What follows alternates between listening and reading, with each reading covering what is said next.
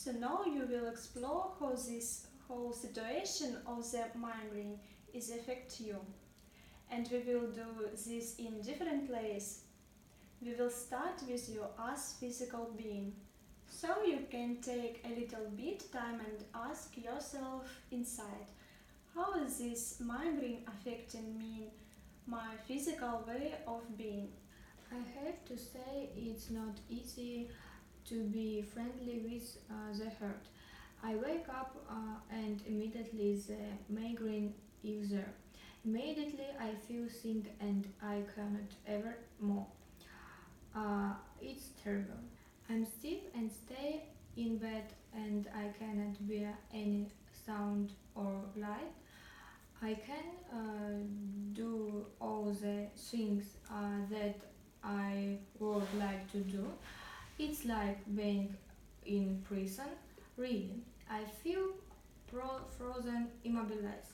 The only thing I can do is lie in the darkness and wait for the medication to work, and maybe it gets better. Okay, And there are so many days like that in my life. so that's a real terrible situation, being imprisoned, not being able to move. So lying in the darkness and just waiting until the sickness is over. Yes, And you said it's difficult to stay in a friendly way with your body in this suffering. May I invite you just to try how does it affect you when you can just be with yourself with all this suffering, like you are sometimes with your grandchild. So if you imagine having this attitude you have towards your grandchild when there is suffering, when you implant that attitude to yourself, how does that affect you? oh my grandchild. This is easy to feel tenderness and be very tender with her. But doing that for myself. Yes, I don't understand that's more difficult.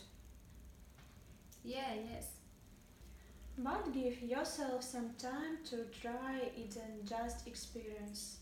Whenever this sound change, when you try to be friendly with your physical being and the way you have to suffer. You know, I often try to have some rational thoughts. Okay, my body needs a pause and things like that. But it's hard. I really. It's more with me than I heard you sing. Uh, it's true, it's awful, and this prison. Acknowledging instead of ignoring that makes so much difference. That was never done on my family. Okay. Not used to acknowledge your suffering. Okay. And in your family, that was very unusual.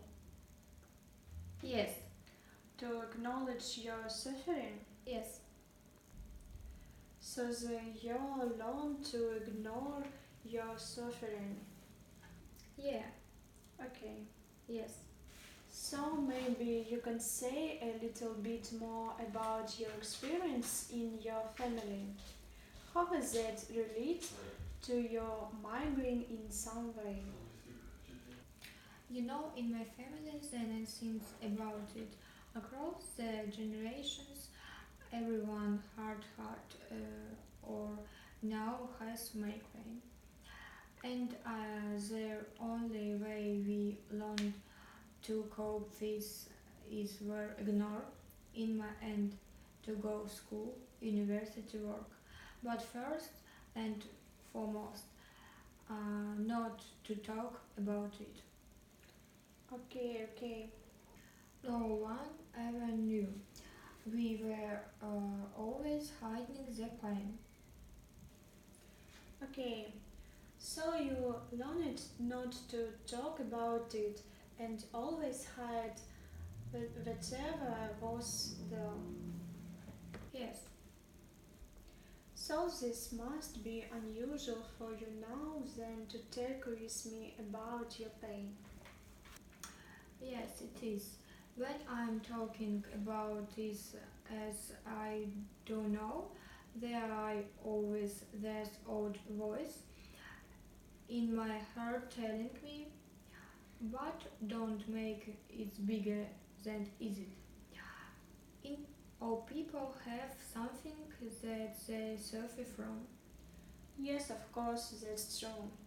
All people have something they suffer from, but that doesn't mean that it's not alright to talk about it.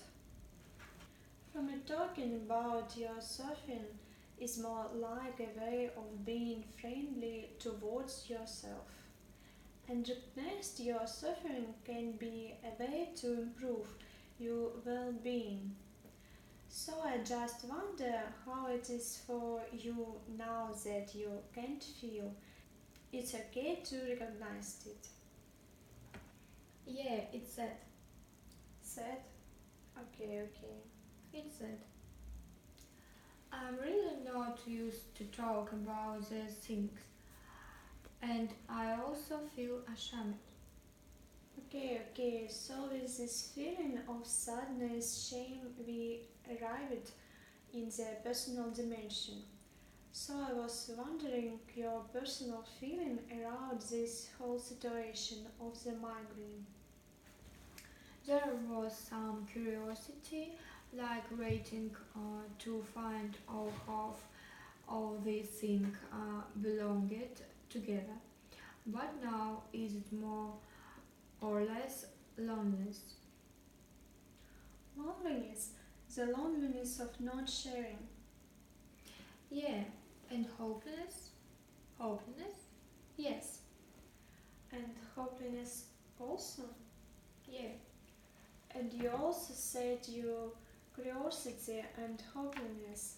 I was wondering is there some connection between your curiosity, your hopelessness, or what way does the migraine take away your hope?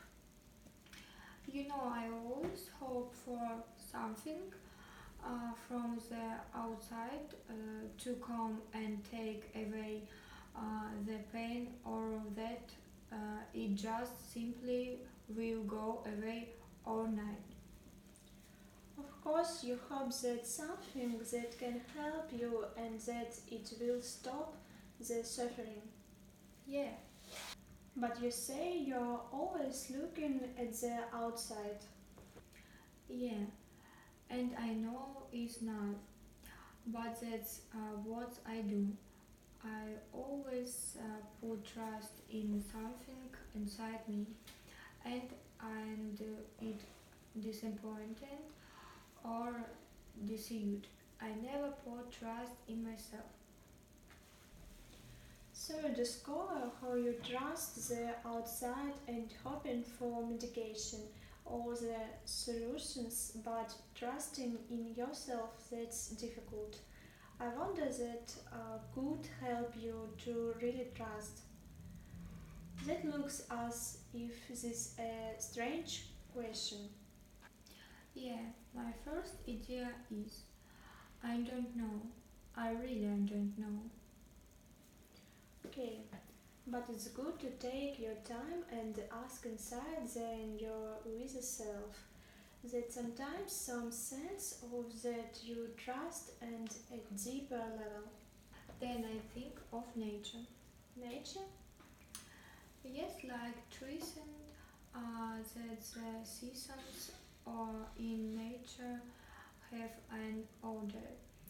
Like it's easy to trust that of the winter, the spring will come. So you experience an order in nature that is bigger than your life. Okay, and that's something you trust. I was wondering how it's that related to your hope. Well, it does together this question There's in my place in this. So then I stay with the order of life that could call me for me now in the autumn for my life. Oh, that's a nice question. What could come for you now in the autumn of your life? Yeah, As if that opens up some new perspective or yes, it's like a relief. It opens up a new approach to hope for me, okay. like confidence in nature and belong to a bigger order.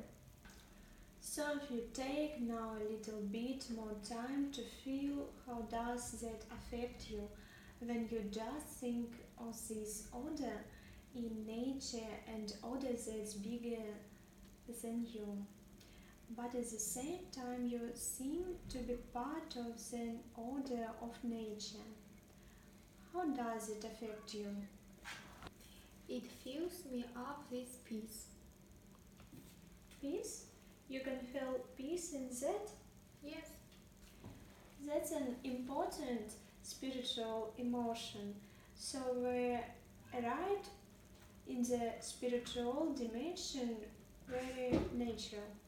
yes, Thank you for sharing and for open up yourself to this new experience and giving yourself this new perspective.